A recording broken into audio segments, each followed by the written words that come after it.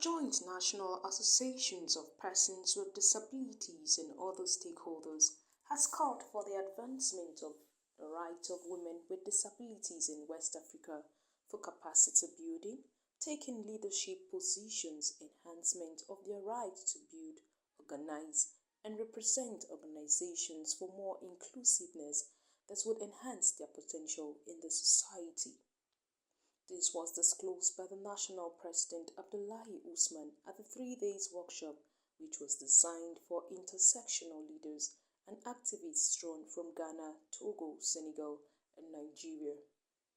According to him, the workshop will provide participants with improved capacity leading, jointly advocate for rights, and eliminate harmful traditional practices that perpetuate gender-based violence. It will also facilitate the building of regional cross-movement collaboration with mainstream women's movement to foster disability inclusion. Joint National Association of Persons with Disability. So what should be our take-home message from this workshop? Well, the take-home message from the workshop as earlier organized for good 3 days for the women with disability in West Africa to understand that the woman, generally if you are talking about women, they have discrimination, so the woman with disability has double discrimination. We also want the women with disability in Africa to understand that they are fighting for their fundamental human rights. The issue of their disability or signing disability law or whatever is not a matter of maybe charity, or some people are looking at the person with disability giving different definition. Maybe some people will define disability on the health matter, some people will find disability on the charity matter. We want the woman with disability in West Africa to understand that the definition of that disability need to come on the human right aspect. Talking about women with disabilities is a double discrimination situation. There is discrimination because they're a woman, and there's discrimination that you're a person with disability. So that essentially is the message. But beyond that, what JONAPWD is doing here is to put leaders in that community together in a workshop to have a situation where leaders are trained in order to be able to walk the walk, not just talk of disability matters. That in Nigeria we have the law, but if you look at the Nigerian situation, the law is not even domesticated in every state. It's not every state that has the commission. So for us in Nigeria, we still have a lot of work. But thank God, with the efforts of the civil society for decades, we have this law. And make no mistake about it, the law is not about charity, the law is about protection. It's such that it tackles every woman, and that's what we're talking about, intersectionality. We cannot talk about women without also talking about women with disabilities. And that is why we're saying every law in Nigeria, including the national gender policy, also targets women. But in targeting them, it's not a one-size-fits-all.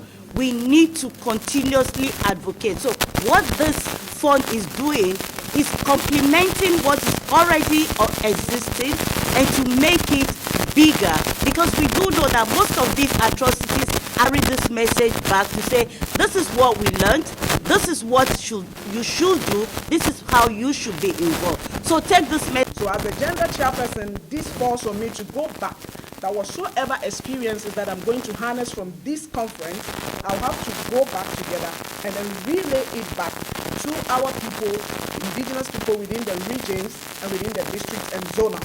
So these are the means through which we can build capacities of those in the rural areas. And by so doing, we can still go ahead with this to raise more funding, just like we are calling for philanthropists, we are calling for individuals who have the means to support with the funding, so that we can be able to digest some of these ideas, capacity building, in the language. I'm always critical about language. English is not our language. We have diverse language, and because we use the bureaucracy value, that's why we don't have a lot of people's capacity. Stakeholders at the program lend their voices to promote inclusivity for women and girls with disability in Nigeria and West African countries. The workshop is supported through the Disability Rights Fund, Disability Rights Advocacy Fund, Holding Rights Leading for Rights Funding Stream, a United States federal government. The struggle is to ensure that women with disabilities are fully mainstreamed into the mainstream women's movement, so that the mainstream women movement can also support the women's movement in driving their own agenda.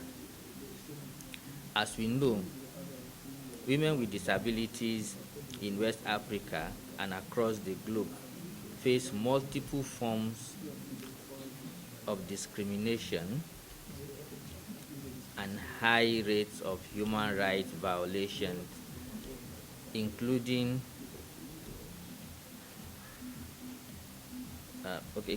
2 to 3 times more abuse and violence than women without disabilities. Yet,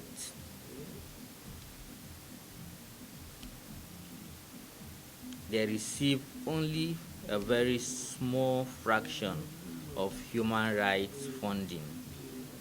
As a result, they are excluded from advocating for their rights and participating as leaders in civil society spaces, including within the disability rights and women rights movement. It is critical to support the nascent work of women with disabilities through OPDs, especially organizations of women with disabilities in West Africa, and to encourage cross-movement collaboration with women's rights groups through resources and capacity development, so that women with disabilities can lead alongside other stakeholders. Most of these women do not have the ability, the knowledge, even the boldness to report whenever they are being violated. And with the panel discussions, we all heard that most of the perpetrators of violence against these women are people who help them. So it can be their family members, their doctors, and then even their friends. And sometimes they feel intimidated to report such issues, and even if they want to, they don't know the appropriate channels. And sometimes when they even know the appropriate channels to report, when they go there, their needs, talking about their accessibility needs, are not provided. Looking at somebody with a hearing impaired who has been raped, when the person gets to the Department of Social Welfare or Domestic Violence and Victims Support Unit in Ghana, for instance, to make a complaint, you realize that there is no sign language interpreter over there to translate whatever she is communicating. The workshop aims to provide participants with improved capacity to jointly advocate for rights and eliminate harmful traditional practices that perpetuate gender-based violence, and also facilitate the building of regional cross-movement collaboration with mainstream women's movements to foster